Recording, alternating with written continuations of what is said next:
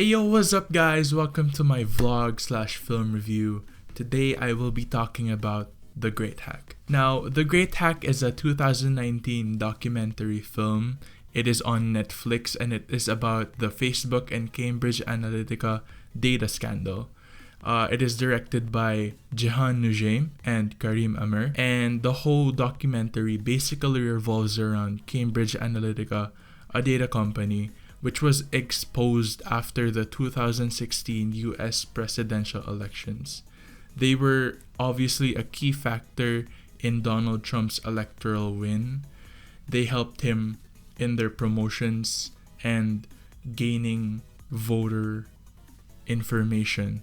But the thing with Cambridge Analytica is their form of gaining information was actually very sketchy, and they were getting information from lots of people without their consent, which is essentially why a lot of people got mad, and then they demanded that Cambridge Analytica should give them the information that they have garnered. Now, the primary reason as to why Cambridge Analytica was exposed were because of their former employees.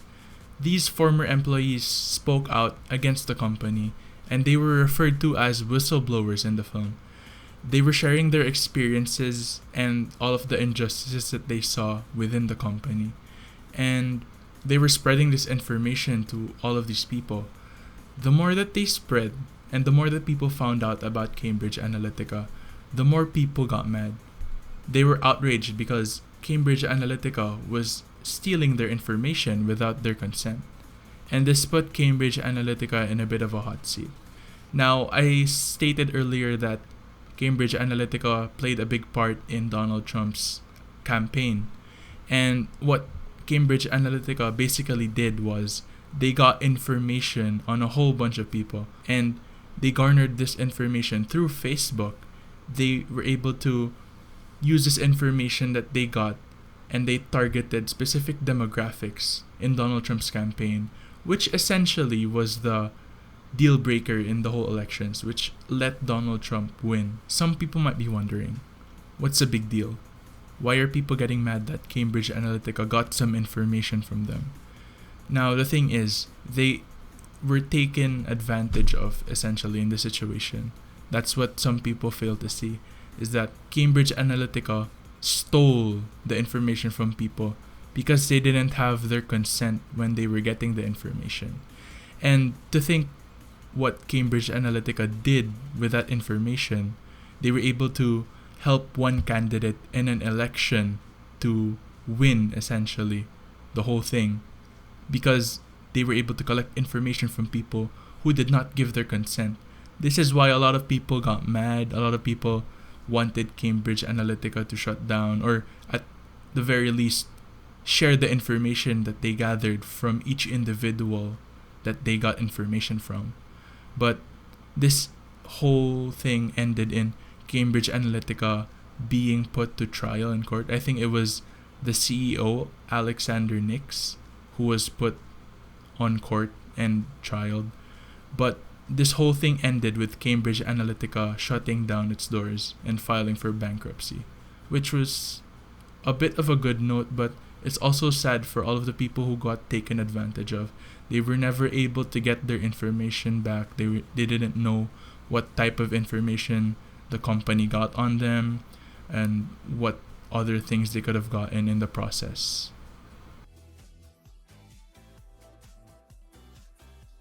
Now, here are my thoughts on The Great Hack.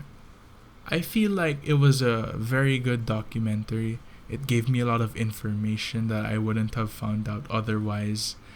It really showcased the darker side of social media. It showed us how vulnerable we can be when we're online. The amount of companies who can just steal information from us. It really makes us more self-aware of the things we're putting up on social media. It makes us think twice before doing anything sketchy, because a lot of people can see us, a lot of people can monitor us, and can see what we're doing online. I feel like the film showed us a different world, the world of social media. And I feel like the world of social media is a lot more deceiving than the real world is, because when you first see social media, it seems very bright and happy, and a lot of people seem so awesome. But underneath, the darker side of social media is actually very scary, because everyone can literally see anything that you do online.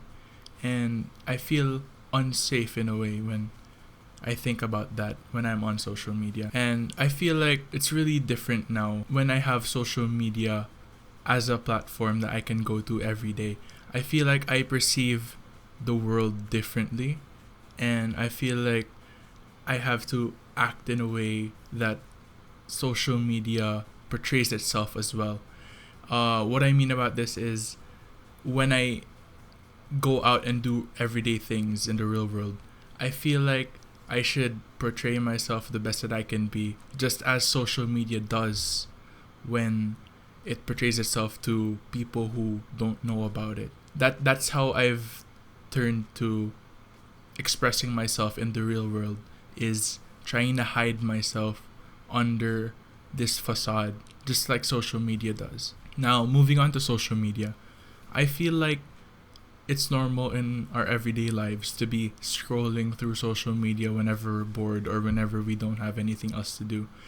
And I feel like that's kind of unhealthy, because personally, myself, when I find myself scrolling through the feed and checking what other people are doing, I have this need to compare myself to other people, because it seems like other people are showing they have eventful lives and very fun times all the time, and it really makes me compare myself to others, and I feel like that's unhealthy and something I should work on personally, because I feel like I shouldn't be comparing myself to other people. Diving deeper into social media, I feel like there's a lot to be seen on social media, and it's kind of surreal to think that all of these companies and all of the people who run these companies have so much power over so many people, regular people like you and me.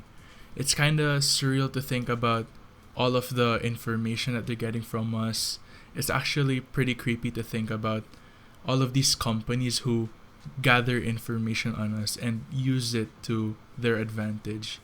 Imagine having to get information like messages and texts of people, of their conversations with one another, private conversations, to their advantage.